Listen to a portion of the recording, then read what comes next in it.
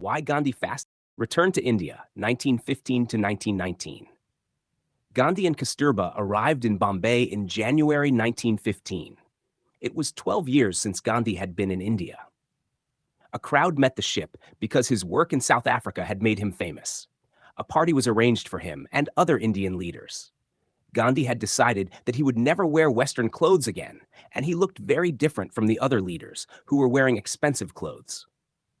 Gandhi wore a turban and long Indian clothes like a poor man. When he began traveling regularly by train, he began wearing a cheap hat instead of a turban. He now always traveled in third-class compartments. Manilal Gandhi and Charles Andrews were leading the Tolstoy farm group until Gandhi arrived. They were staying at Tagore's school near Calcutta until they found their own place. Gandhi decided to live near Ahmedabad, which was a rich, old city and the capital of the British province of Gujarat. There were textile factories in the city, but it had been a center of spinning, and Gandhi was interested in the old way of spinning cotton. Gandhi was given land beside the river Sabarmati, and a group of about 25 people moved into low white houses there. Gandhi lived in a small room and slept outside even when it was very cold. But life there was not peaceful for long. Gandhi invited a young family from the Untouchable group to come and live in the ashram.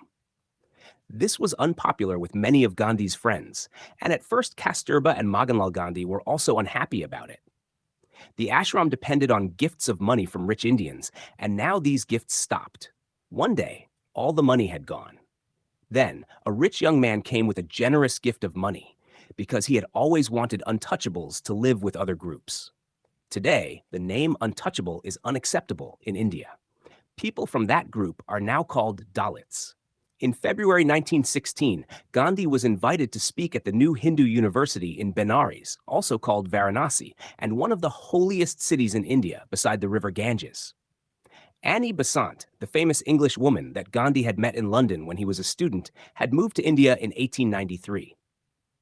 The university had developed from a school she had started in Benares. She invited the rich and famous, British and Indian, the old kings and the new leaders, to come to a meeting at the new university. When Gandhi stood up to speak, he looked round at the expensive clothes of the people sitting in front of him.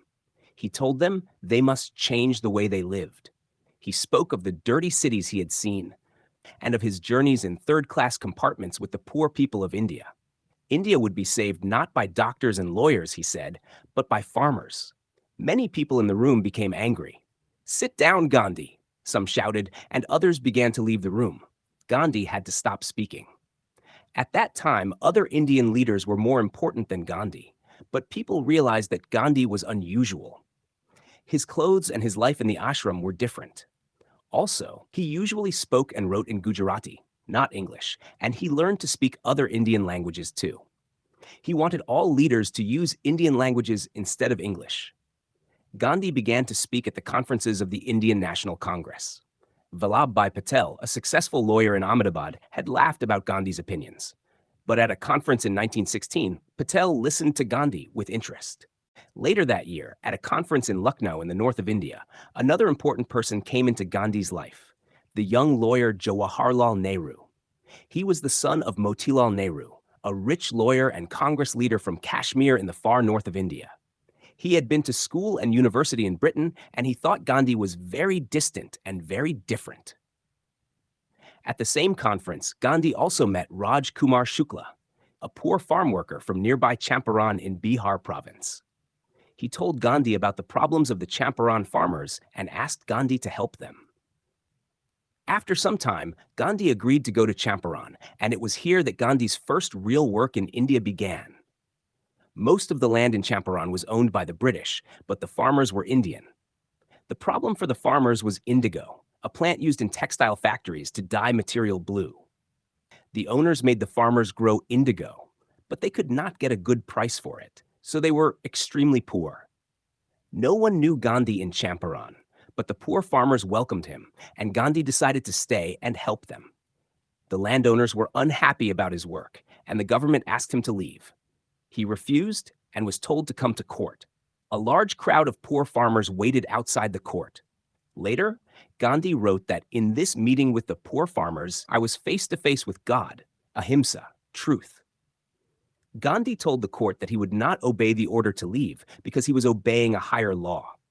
The government decided not to put him in prison, and he was allowed to stay in Champaran. All over India, newspapers reported Gandhi's refusal to obey the government.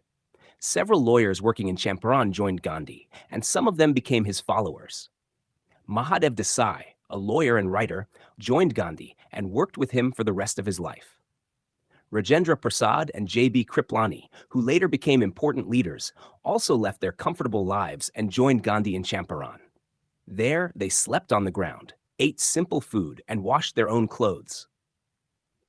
They walked from village to collect information from the farm workers about their situation, which Gandhi needed for his report.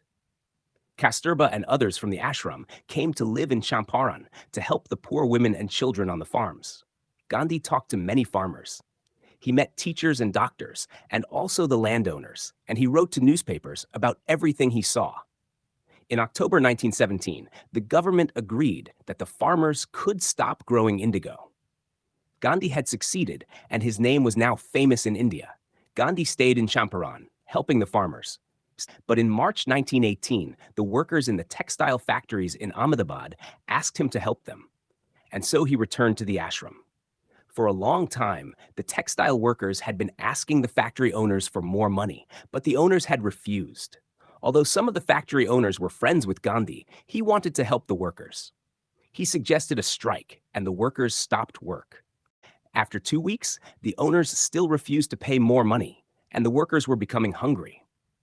Gandhi decided that he would stop eating until the factory owners agreed to negotiate. Gandhi fasted for 4 days, eating nothing and drinking only water. The owners began to negotiate with their workers because they did not want Gandhi to become ill. At last, an agreement was reached, and Gandhi began to eat again. This was the first time Gandhi fasted in order to change a political situation. Harilal, Gandhi's oldest son, had met his parents in Bombay when they returned from South Africa in 1915. He traveled with them sometimes, but they still disagreed about many things. Gandhi always wanted his sons to obey him. When Harilal lost his job, his brother Manilal secretly lent him some of the ashram's money. When Gandhi discovered this, he sent Manilal back to South Africa to work on Indian opinion at Phoenix Farm. Gandhi fasted for a few days because of his sadness about his sons. In June 1918, Harilal's wife and one of his children became seriously ill and died. Harilal's other 4 children came to live in the ashram. Gandhi tried to persuade Harilal to come and live with them too, but he refused. Father and son could not understand each other. Nouns. 1. Crowd, a large number of people gathered together.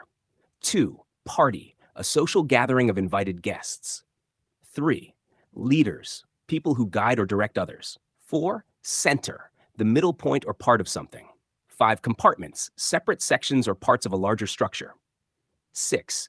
Textile, a type of cloth or woven fabric. 7. Cotton, a soft white fibrous substance that surrounds the seeds of the cotton plant. 8. Untouchable, a member of a low caste group in India. 9. Ashram, a spiritual hermitage or a monastery in Indian religions. 10. Dalits, members of the lowest caste in India, previously known as Untouchables. 11. Conferences, formal meetings for discussion. 12. Congress, a formal meeting or assembly.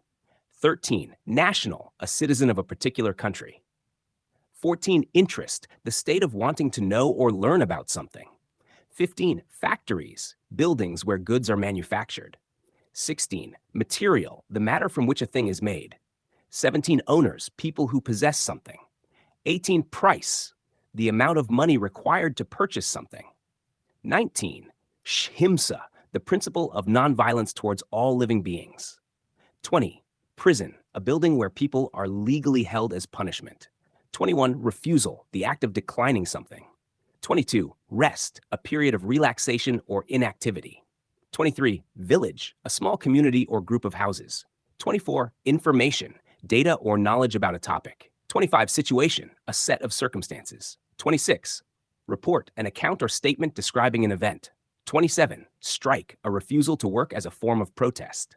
28. Agreement, a mutual arrangement or understanding. 29. Political situation, the state of affairs in politics. 30. Sadness, the state of being sad. 31. Agreement, a negotiated arrangement between parties. Verbs: 1. Arranged, to organize or make plans. 2. Move, to change position or place.